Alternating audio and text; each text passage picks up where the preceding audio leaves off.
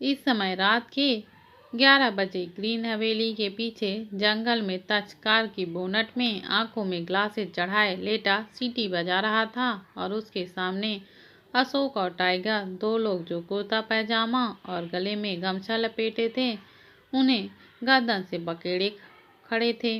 उन दोनों की तच और बाकी सबको देखकर डर से उनकी जान हलक में आ अटकी हुई थी। एक तो अपने पैंट में पीपी भी कर दिया था।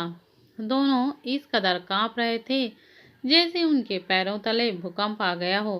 तच के गार्ड्स वहां चारों तरफ अपनी नजरें गड़ाए उन दोनों की मौत का तमाशा देखने खड़े थे। अखिल भी खड़ा उन दोनों लोगों को तरस भरी नजरों से देख रहा था।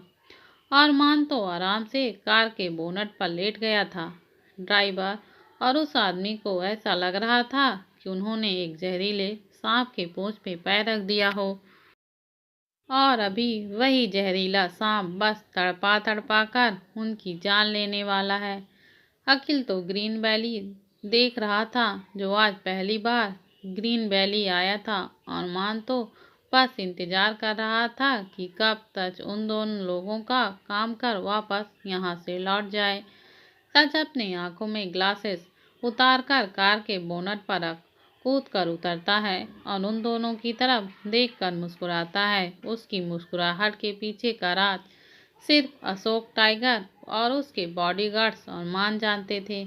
अखिल तो बस तच की किलर स्माइल देखकर समझने की कोशिश कर रहा था कि तच के इस स्माइल का मतलब क्या है। दोनों आदमी तो तच को मुस्कुराते देख एक दूसरे को देखने लगे थे, क्योंकि तच मुस्कुराते हुए अभी किसी डेविल से कम नहीं लग रहा था। तच की मुस्कुराहट अब जोरों में हंसी में बदलने लगी थी। तच जोर जोर से हंसते हुए ड्राइवर के पास आ जाता है और वो आदमी ड्राइवर के साथ खड़ा था उसके ऊपर से नीचे तक देखकर गर्दन में हाथ डालकर उससे पूछता है, हाँ तो भाई, आज दिन में जो तुम लोगों ने जिस लड़की का एक्सीडेंट किया था उसे मारने के लिए किसने कहा था तुमसे?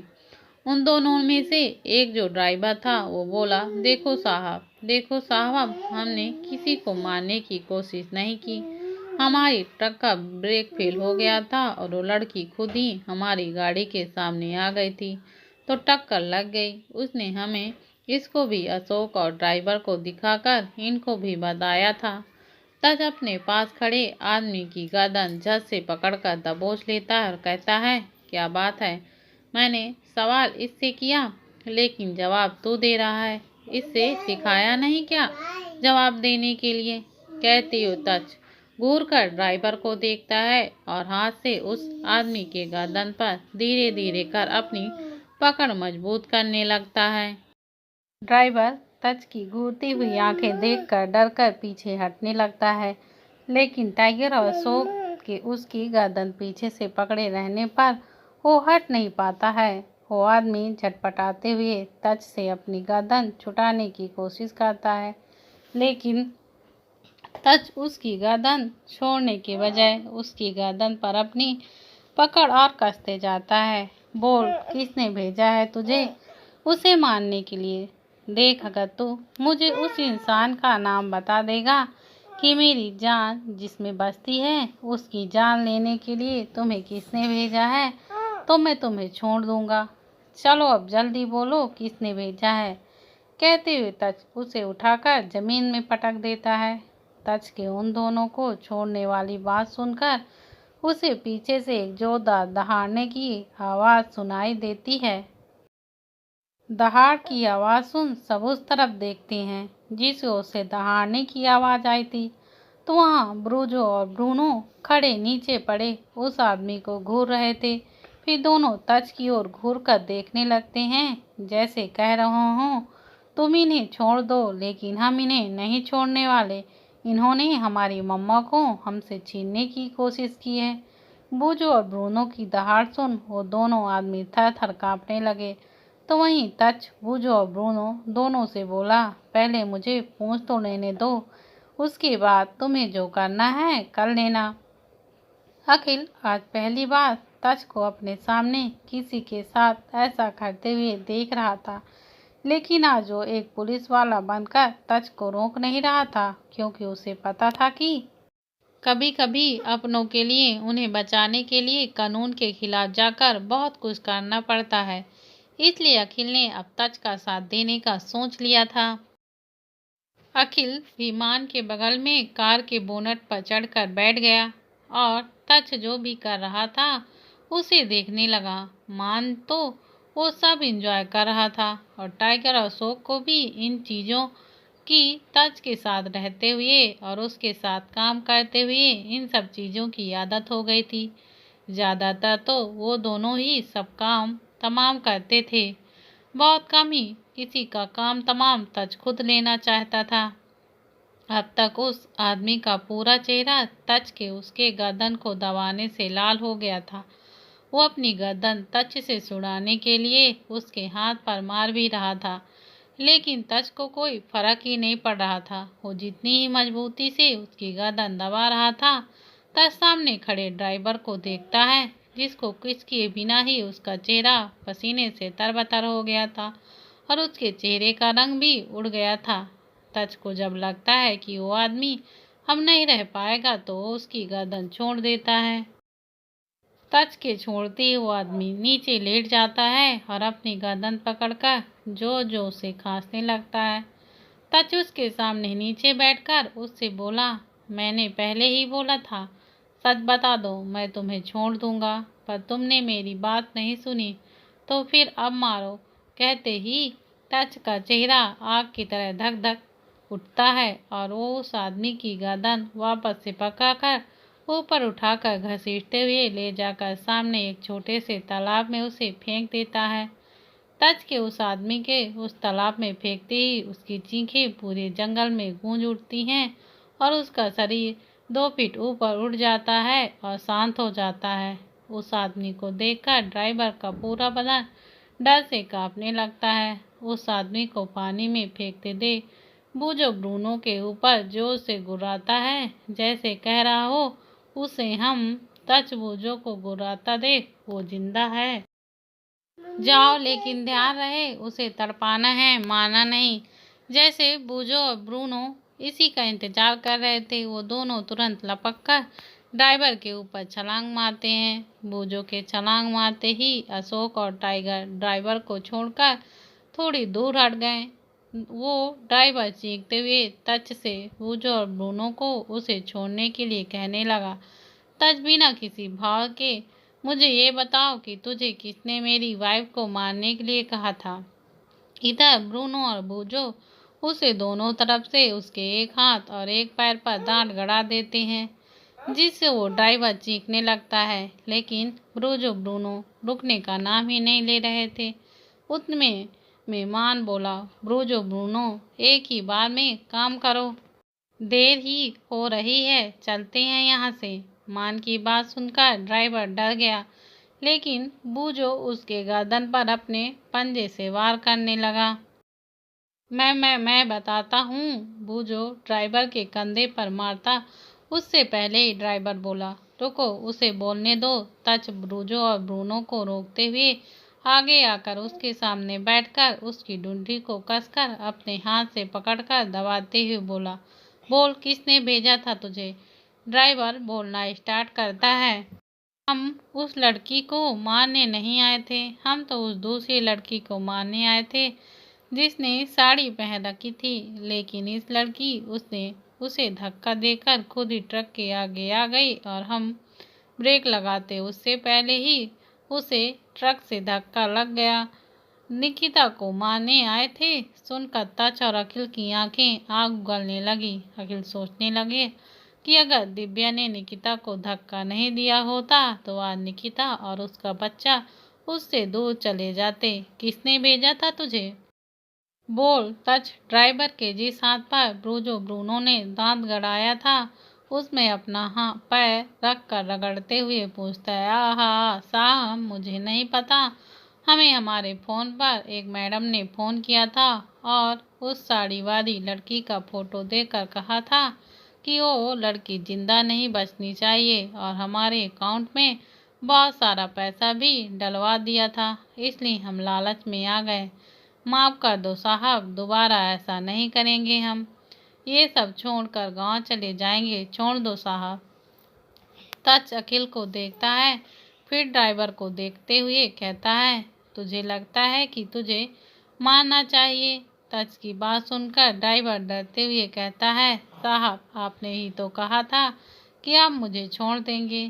तच डेविल स्माइल कर, मैं इतना अच्छा नहीं हूँ कि कोई मेरी बीवी और बहन को मारने की कोशिश करे मैं उसे छोड़ दूँ। नहीं साहब, मुझे माफ़ कर दो, मैं यहाँ से अपने गांव चला जाऊंगा। आज के बाद आप लोगों को अपनी शक्ल कभी नहीं दिखाऊंगा। माफ़ कर दो साहब, माफ़ कर दो। ड्राइवर गिड़गिड़ाने लगता है। अखिल कार के बोनट से खुद उतरकर ड्राइवर के पास आकर उसके मुंह में अपना पैर रखकर हुमच कर दबा देता है। तच अशोक से, अशोक इनको ब्रूज और बूनों को बिला पहुंचा देना और हाँ, इनका मुंह साफ करा देना, नहीं तो इनकी मम्मा मुझे मारने लगेगी। उसकी बात सुन अखिल और मान तच पर हंसने लगते हैं तो तच उनको घूर कर देखते हुए जाकर कार में बैठ जाता है। मान आकर ड्राइविंग सीट पर बैठ जाता है और अखिल उसके बगल में पैसेंजर सीट पर बैठते मान कार स्टार्ट करके वहां से निकल जाता है। टाइगर और गार्ड्स भी तच के कार के पीछे चल जाते हैं।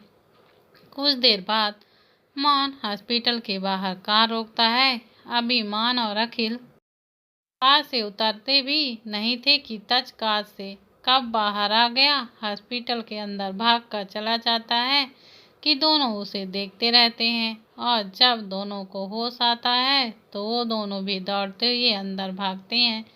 तच दिव्या के वार्ड वाले कॉरिडोर में घुसता है। वैसे उसकी नज़र सामने सोफे पर सो रहे अनुज और रजनी पर जाती है, जिन्हें देखकर उसके चेहरे पर प्यारी सी स्माइल आ जाती है।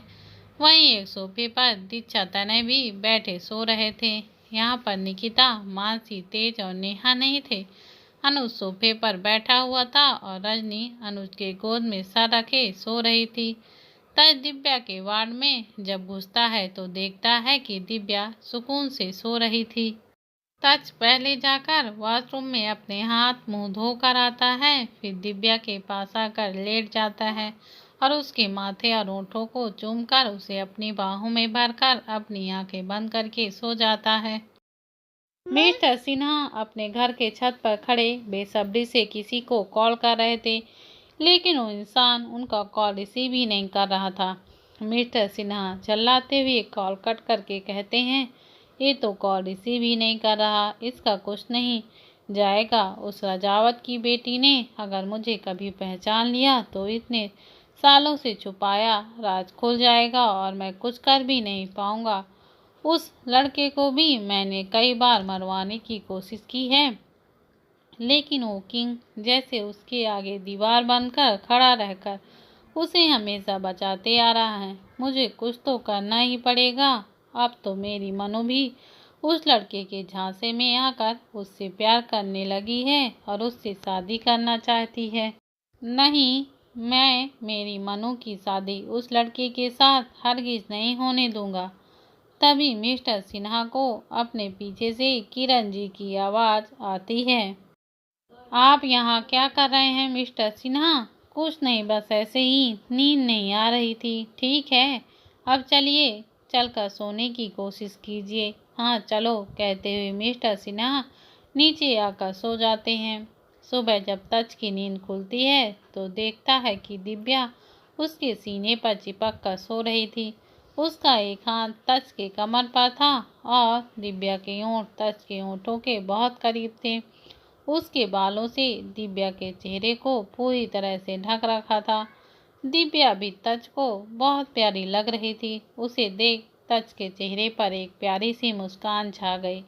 तच ने अपने हाथों को आगे बढ़ाया और दिव्या के चेहरों से उसके बालों को हटा दिया। अब दिव्या का चेहरा पूरी तरह से दिखने लगा था। तच दिव्या के और करीब चला गया। वो दिव्या की गहरी सांसें अपने चेहरे पर महसूस कर रहा था। तच थोड़ा नीचे झुका और दिव्या के होठों के करीब गया और अपने होंठ दिव्या के होठों से मिलाकर उसे किस कर लिया। तज को हमेशा ही दिव्या के होंठ पागल करते थे और अभी भी उसके बिना लिपस्टिक के सुर्ख लाल होंठ तज को लालचा रहे थे उसे शिद्दत से किस करने के लिए।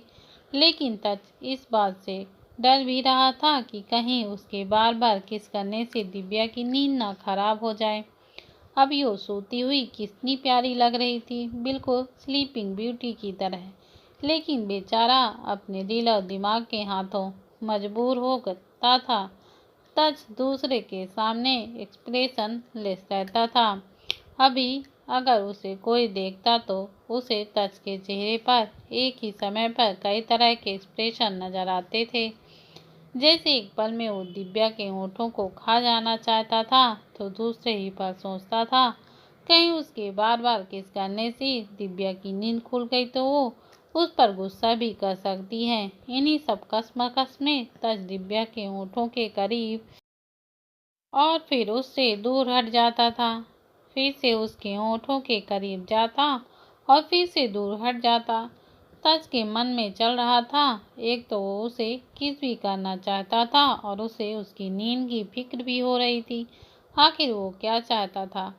दिव्या जो तज के उसे किस करने से ही उठ गई थी, वो तज के फेशियल एक्सप्रेशन देख देख कर अंदर ही अंदर हंस रही थी, क्योंकि अभी तक दिव्या को बहुत क्यूट लग रहा था। तज एक बार फिर से दिव्या को किस करने के लिए उसके होठों के करीब गया, लेकिन वो फिर से किस किए बिना ही उससे दूर हटने लगा। तो दिव्या झट से उसके होठों पर अपने होठ रखकर उसे किस करने लगती है। तब दिव्या को किस करना तो चाहता था, पर उसे इस चीज की उम्मीद नहीं थी कि दिव्या पहले ही उठ चुकी है और वो खुद तज को किस कर रही थी। तज कुछ पल हैरानी से अपनी बढ़ी हुई हो चुकी आंखों से दिव्या के चेहरे को देखता है, जो आंखें बंद किए बहुत प्यार से उसके होठों को चूसने में लगी थी। तज भी अपनी आंखें बंद कर दिव्या के निचले होठों को अपने दोनों होठों के बीच दबाकर चूसने लगता है। दिव्या अपनी आंखें खोल तज के चेहरे को देखती है। हाँ, ये वही चेहरा है, वही इंसान है जिसके लिए वो कुछ भी कर सकती है, जिसके प्यार को पाने के लिए वो खुद मर सकती है तो किसी को मार भी सकती है। दिव्या अपने हाथ ऊपर कर तज के चेहरे को थाम कर उसके गाल को सहलाते हुए उसके होठों को चूम रही थी। उसकी किस डीप और पेशेंट होती जा रही थी, जिससे अब दिव्या और तज दोनों के ही सांस फूलने लगते हैं। तज तो अभी भी दिव्या को छोड़ना नहीं चाहता था, लेकिन दिव्या के लिए उसके होठों को अपने होठों से आजाद करना ही पड़ा। तज के छोड़ते ही दिव्या गहरी गहरी सांसें लेने लगती है। तज भी गहरी सांस भरते हुए बस दिव्या को देखे जा रहा था। गहरी सांस लेने से दिव्या का सीना भी उसके सांस लेने के साथ ऊपर नीचे हो रहे थे, जो तज को दिव्या के ऊपर टूट पड़ने के लिए इनवाइट कर रहे थे। तज दिव्या के उभारों को छूना चाहता था, दबाना चाहता था, उसे जी भर कर मसलना चाहता था। दिव्या जो एकटक तज के चेहरे को देख रही थी, उसकी निगाहें कहीं और महसूस कर दिव्या समझ जाती है कि तज क्या करना चाहता है। तो दिव्या अपना एक हाथ तज के गाल पर रखकर उसे कहती है, तज ये हॉस्पिटल है, कोई देख लेगा तो। तज दिव्या के हाथों को अपने गाल से हटाकर तकिया पर अपने हाथ से दबाते हुए कहता है, बेबी कोई नहीं आएगा, प्लीज मुझे करने दो ना, हाय बनाना ईट यू बेबी। कहते हुए तज दिव्या के होठों पर अपने होठ रख उसे किस करने लगता है। तज ने दिव्या के दोनों हाथ पर संभाल कर अपनी उंगली घुसाकर फंसाकर ऊपर तकिए पर दबा दिया था और खुद पूरी तरह से दिव्या के ऊपर आ गया था। तज दिव्या के होठों के कभी निचले होठों को सक करता तो कभी उसके ऊपर वाले होठों को चूसता। आज कई दिनों के बाद तज ऐसे दिव्या को प्यार कर रहा था तो दिव्या को भी अच्छा लग रहा था, लेकिन उसे इस बात का डर भी था कि ये हॉस्पिटल है, कहीं कोई आ गया तो, डॉक्टर या फिर नर्स ही आ गई तो क्या सोचेंगी उनके बारे में। तज दिव्या के मुंह में अपनी जीभ डालकर उसके जीभ को अपने होठों से बीच दबाकर चूसने लगता है। दिव्या भी अब तज का साथ देने लगती है। तभी रजनी चहकते हुए कहती है, बड़े अंकल, अच्छी आंटी की लॉलीपॉप टेस्टी है ना। जैसी ये आवाज़ दोनों के कानों में जाती है तो तच जो पूरा दिव्या के ऊपर था वो हड़बड़ाकर दिव्या के ऊपर से उठने लगता है और दिव्या भी तच को अपने ऊपर से हटाने के लिए उसे धक्का देने लगती है और इसी हड़बड़ाहट में बेड के पास रखे टेबल पर तच का हाथ लग जाता है, जिससे टेबल पर रखे पानी का जग, गिलास और खुद तच सब नीचे गिर जाते हैं। वार्ड से कुछ गिरने की आवाज़ सुन बाहर कॉरिडोर में बैठे सभी को दिव्या की फिक्र होती है कि पता नहीं क्या हुआ, कहीं दिव्या तो नीचे नहीं गिर गई। इसलिए सब जल्दबाजी में वार्ड के अंदर दौड़कर घुस जाते हैं और तच को नीचे गिरे देख तनय और मान जल्दी से जाकर तच को हाथ देकर उठाते हुए पूछते हैं, क्या हुआ, तो नीचे कैसे गिरा? हाँ भाई, आप नीचे कैसे गिरे? क्या भाभी ने आपको अपने साथ सुलाने से मना कर दिया? तनय के ऐसा पूछने पर तच तनय को घूर कर देखने लगता है तो तनय अपना सर झुका लेता है। रजनी अब तक दिव्या के बेड के पास आ गई थी तो तनय के सवाल का जवाब देते हुए कहती है, नहीं छोटे अंकल, वो बड़े अंकल ना अच्छी आंटी के लॉलीपॉप चूस रहे थे। मैंने पूछा उनसे कि अच्छी आंटी की लॉलीपॉप टेस्टी है ना, तो बड़े अंकल ने कुछ कहा ही नहीं और अच्छी आंटी ने बड़े अंकल को धक्का दे दिया तो वो नीचे गिर गए। अंकल बताओ ना, अच्छी आंटी के लॉलीपॉप टेस्टी है ना? मुझे तो लॉलीपॉप के लॉलीपॉप बहुत टेस्टी लगते हैं। रजनी के सवाल से तच हड़बड़ा जाता है और इधर उधर देखने लगता है तो वहीं बाकी सब रजनी की बात का मतलब समझने की कोशिश कर रहे थे। अनुज, जिसे रजनी के बोलने का मतलब समझ आ गया था कि रजनी किस लॉलीपॉप के बारे में कह रही है, वो तुरंत रजनी के पास जाकर उसके मुंह को अपने हाथों से बंद करते हुए कहता है, तुम ना बहुत शरारती हो गई हो, तुम चलो मेरे साथ, मैं तुम्हें लॉलीपॉप देता हूँ खाने के लिए। कहते हुए अनुज रजनी को पकड़कर वार्ड से बाहर ले जाता है। जब वहाँ मौजूद सभी को लॉलीपॉप चूसने का मतलब समझ आता है तो अपना मुंह दबाकर हंसने लगते हैं तो तच अपना फ़ोन निकाल कर कहता है, मुझे याद आया, मुझे एक इम्पोर्टेंट कॉल करना है। तच जल्दी से वार्ड के बाहर भाग जाता है और दिव्या अपना चेहरा पिलों में छुपा लेती है। उसे किसी को देखने में बहुत शर्म आ रही थी। तच के जाते ही सब जोर जोर से हंसने लगते हैं। कुछ देर बाद सभी अंजलि जी और सिद्धार्थ जी से मिलने जाते हैं तो अंजलि जी तच को दिव्या के मेडिसिन और उसका अच्छे से ख्याल रखने के लिए कहती हैं और साथ ही साथ दोनों को उनके बच्चे के लिए ट्राई करने के लिए कहती हैं। तच उनकी सारे इंस्ट्रक्शन को ध्यान से सुनता है और उन्हें फॉलो करने के लिए भी हामी भरता है और उनसे बाय बोलकर घर जाने के लिए हॉस्पिटल से निकलने लगता है। अनुज, जिसे अपनी ड्यूटी करनी थी, वो उनको हॉस्पिटल के बाहर तक छोड़ने के लिए आता है तो तच अनुज के गर्दन के पीछे से पकड़कर नीचे झुकाकर दिव्या, जो रजनी और बाकी गर्ल के साथ आगे चल रही थी, उसे देखते हुए कहता है, तू रजनी को सही से मेडिसिन नहीं दे रहा क्या? वो कब ठीक होगी? किसी के भी कमरे में घुसकर उनका रोमांस का पूरा मूड खराब कर देती है। तुझे पता है, अगर वो थोड़ी देर बाद अगर अंदर आती तो मैं तुझे बता भी नहीं सकता था कि क्या होता। अनुज हंसते हुए, ठीक हुआ तेरे साथ, अगर मैं रोमांस नहीं कर सकता तो तुम लोगों को रोमांस क्यों करने दूं? अनुज हंसते हुए तच के हाथ से अपनी गर्दन छुटाकर भागकर रजनी के पास आ जाता है और उसे सबके सामने ही अपने गोद में उठाकर उसके होठों को चूम लेता है, फिर उसके माथे को चूम लेता है। मान उसे देखकर जल जाता है लेकिन वो कुछ कह भी नहीं सकता था, बस अनुज को देखकर अपना मुंह बनाकर कार में जाकर बैठ जाता है। रजनी भी अनुज के होठों को लॉलीपॉप की तरह चूसने लगती है। तनय दीक्षा से अनुज और रजनी को दिखाते हुए कहता है, यार तुम कब ऐसे बोल्ड होकर सबके सामने मुझे किस करोगी?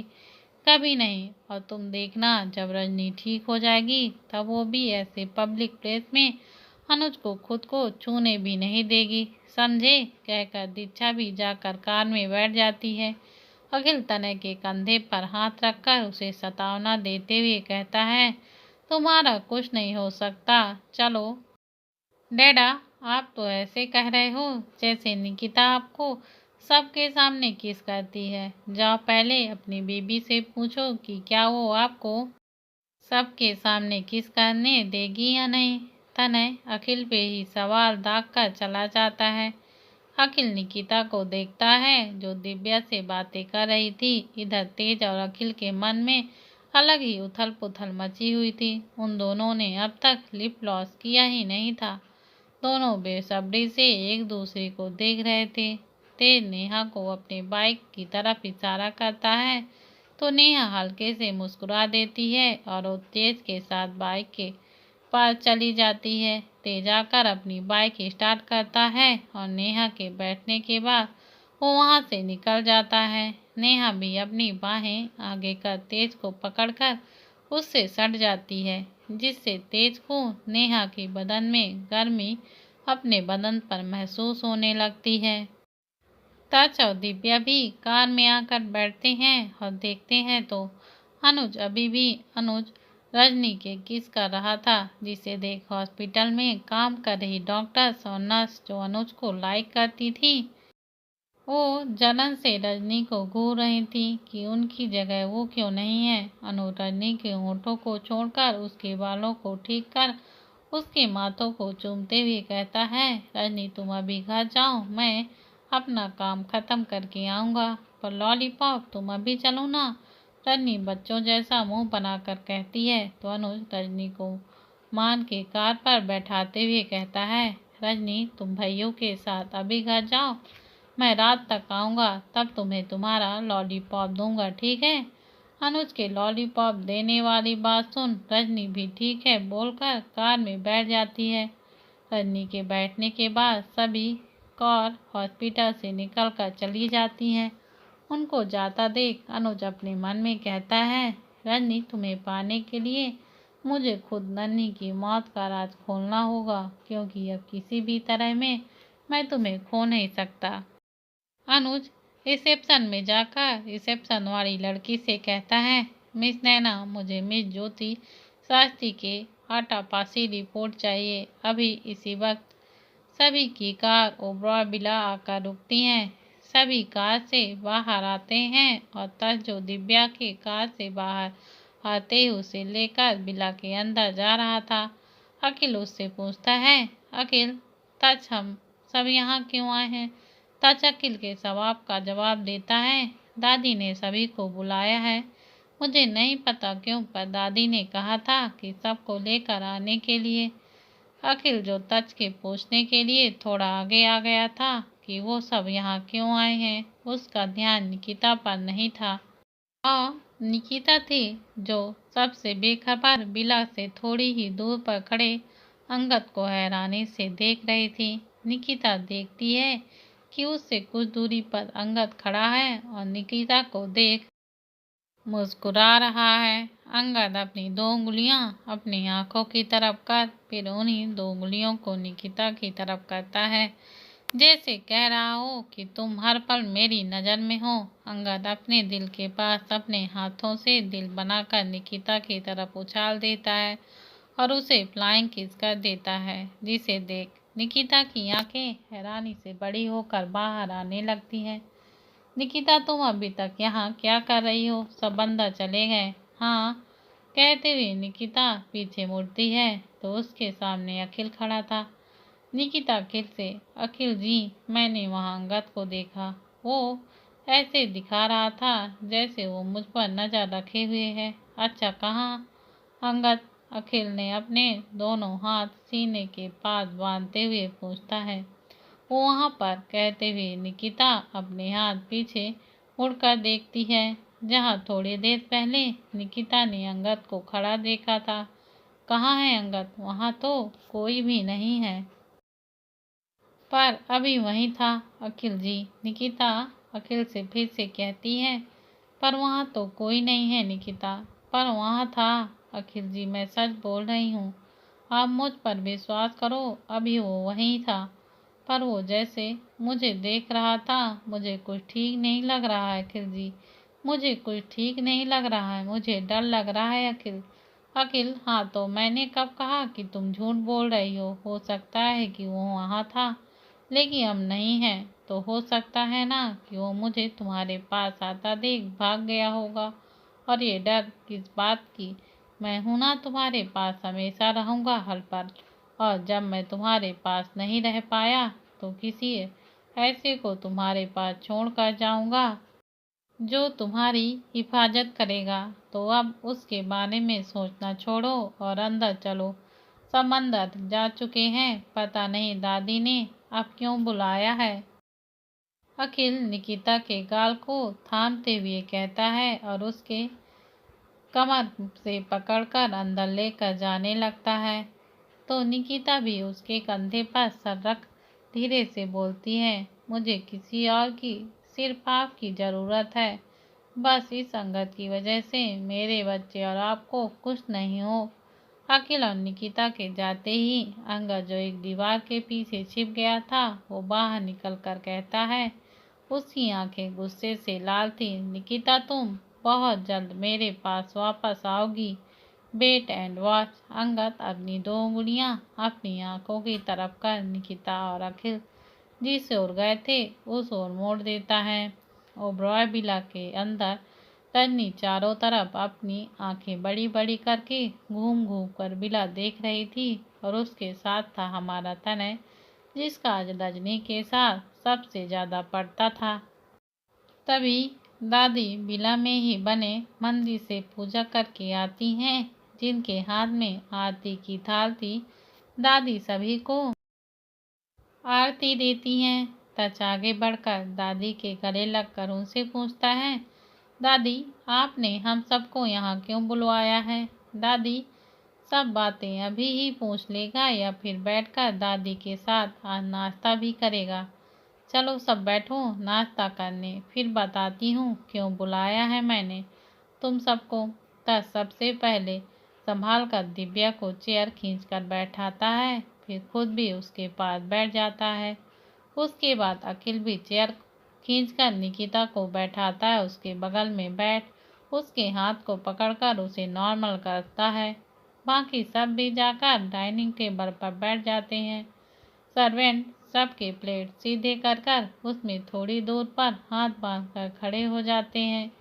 किंजल जी सभी को बहुत प्यार से खुद नाश्ता सर्व करती हैं और निकिता के तो प्लेट में एक्स्ट्रा नाश्ता सर्व करती हैं। तो निकिता हल्का सा मुस्कुरा देती है। किंजल जी तो निकिता की फीकी सी मुस्कान से ही खुश हो जाती हैं। जो ही डाइनिंग टेबल पर आकर बैठते हुए सबको मॉर्निंग विश करती है। Good morning everyone, good morning. सब एक साथ स्माइल के साथ उसके मॉर्निंग का आंसर करते हैं। सभी अपना अपना नाश्ता करना स्टार्ट कर देते हैं। दिव्या को तच अपने हाथ से खिला रहा था, क्योंकि वो नहीं चाहता था कि दिव्या को कोई भी परेशानी हो। दादी हेड ऑफ चेयर के बगल वाले चेयर पर बैठकर सबको देखती हैं। तुमसे उनमें तेज कहीं भी नजर नहीं आता। दादी तच से, तच ये तेज कहाँ है? तच, दादी तेज अपनी गर्लफ्रेंड को छोड़ने गया है।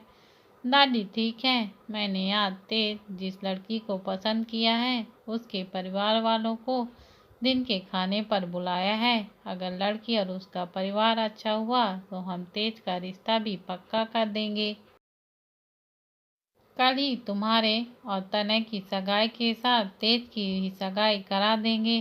तच अपनी सगाई की बात सुन चौंकते हुए दादी की तरफ देखता है, फिर दिव्या की तरफ देखता है जो उसी की तरफ हैरानी से देख रही थी। तब दादी से, दादी सगाई तो तनय की हो रही थी ना, और अब तेज की भी, तो फिर इसमें मैं कहाँ से आ गया? और मेरी शादी तो पहले से ही हो चुकी है, फिर आप मेरी शादी लेकिन क्यों दादी? दोस्तों, अगर आपको मेरी वीडियो पसंद आती है तो मेरे चैनल को लाइक शेयर और सब्सक्राइब करना मत भूलिए और कमेंट करके यह ज़रूर बताइए कि मेरी कहानी आपको कैसी लगती है।